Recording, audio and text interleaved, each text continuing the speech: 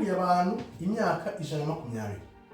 Baraseka, baratwenga, ariko igihe kigeze babonye ko ibyo yababwiraga byari ukuri.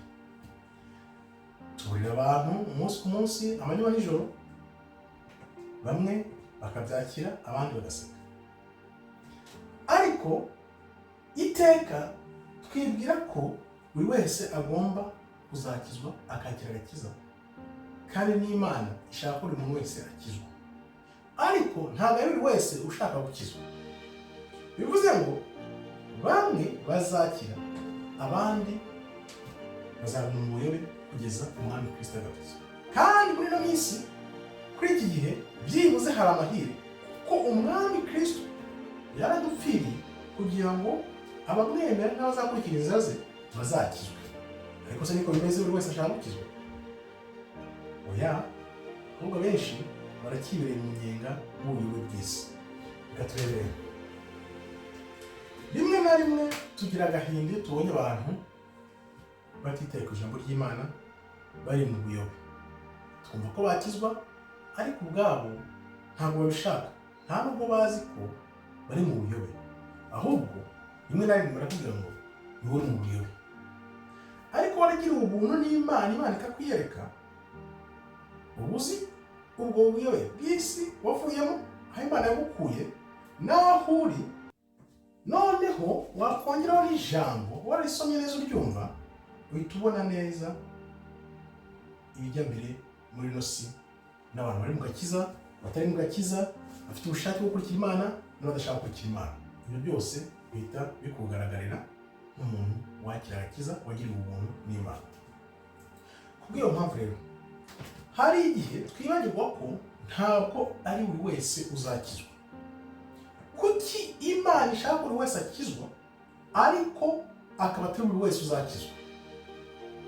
Ni ukubera ko ni hahandi Imana yahaye abantu amahitamo. Abazahitamo gukizwa nibo bazakizwa, abazahitamo inzira z'ubuyobe nibo batazakizwa. Ni ibintu bigaragara, byumvikana. Niba Imana ikubwiye ngo sanga mukize, ukavuga uti no, Imana izakwihorera, uzarimbuka, ntakundi. Ikindi rero, ububyutse bumaze igihe mu isi, bumaze imyaka, benshi tubashya muri ubu bubyutse, abo bwagezeho bakabwakira, barakizwa, bakurikira inzira z'Imana. Ariko nanone ntabwo ari buri wese uzakurikira ubu bubyutse. Tugangurira buri wese umunsi ku munsi, amanywa n'ijoro, ariko ubwo bubyutse ni ubwerekana ukuri kw'isi, ibinyoma abantu babeshywe, noneho bwa bubyutse bukakuvana mu bitotsi isi yagushyizemo, kugira ngo ugaruke ubone inzira nziza z'ukuri hakoreshejwe ijambo n'ukuri Imana yagiye igaragariza abantu, kugira ngo tuzabohorwe n'uko kuri Imana itubwira. Ariko benshi ntabwo bazakurikira ubwo bubyutse. Ariko n'ahandi tuvuga tuti benshi ntabwo bazakizwa, kuko bazemera gukurikira ikinyoma cya Satani, bakareka gukurikira ukuri Imana. Nuko bimeze. Mpamvu rero tuvuga tuti abantu badashatse kumva, abantu badashatse kutwumva ibyo twigisha, nta kibazo, kuko tuzi neza ko na Mose ubwe yarababwiye kurikira inzira z'Imana, dore Imana ibyo bashaka baranga. Na Mose ntibamwumvise. Usibye na Mose rero, na Kristo, umwami Kristo ubwe nawe tuzi ko batamwumvise. Ni ukuvuga ngo rero, naba ndinde wakumva niba abantu batarumvise Mose bumve Kristo. Twebwe turi nkaha kugira ngo tube urumuri, tukwereke inzira ukwiye gukurikira z'Imana. Amahitamo ni ayawe. Abantu batarumvise Mose ntibumvire Kristo ubwe, ntibumvire n'Imana ye.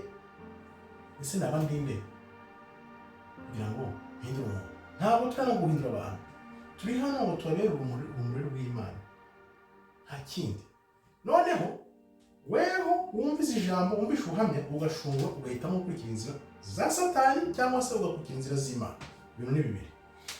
Ikindi rero, ntabwo dushobora kuguhatira kuzaza mu bwami bw'Imana. Ntawe duhatira kuza mu bwami bw'Imana. Tuguhatira kuza mu bwami bw'Imana kubera iyo mpamvu nta n'uwo tuguhatira kuba umunyakuri cyangwa umukiranutsi. No, oya, ntabwo tuguhatira ikintu na kimwe. Twebwe tukwereka iby'Imana iba yaraduhaye kugira ngo dusangize abandi ijambo ry'Imana, ubwenge tuba twungutse buva mu ijambo ry'Imana dukoreshejwe na Mwuka Wera, kugira ngo tuzi imbere yanyu tubasangize ibyo byiza. Noneho nimba wumva koko wari mu buyobe ukabureka ukaza mu nzira zikurikira Imana, nta kindi dushobora kuguhatira kumva ijambo ry'Imana, dushobora kuguhatira kuza mu bwami bw'Imana, dushobora kuguhatira kuba umunyakuri cyangwa umukiranutsi. Kuko umuntu udatinya Imana ngo agire igitinyiro cy'Imana, nta kindi kintu ushobora kuba wakora. Umuntu nta kuri kumurimo, kandi tuzi neza ko umuntu udafite ukuri muri we ntazabona Imana. Kubw'iyo mpamvu rero igihe ni iki, kanguka uze ushake inzira z'Imana kugira ngo nawe uzakizwe kuri wa munsi utazajya mw'irimbukiro rwawe. Murakoze rero, Imana ikomeze ibarinde. Shalom, shalom, shalom.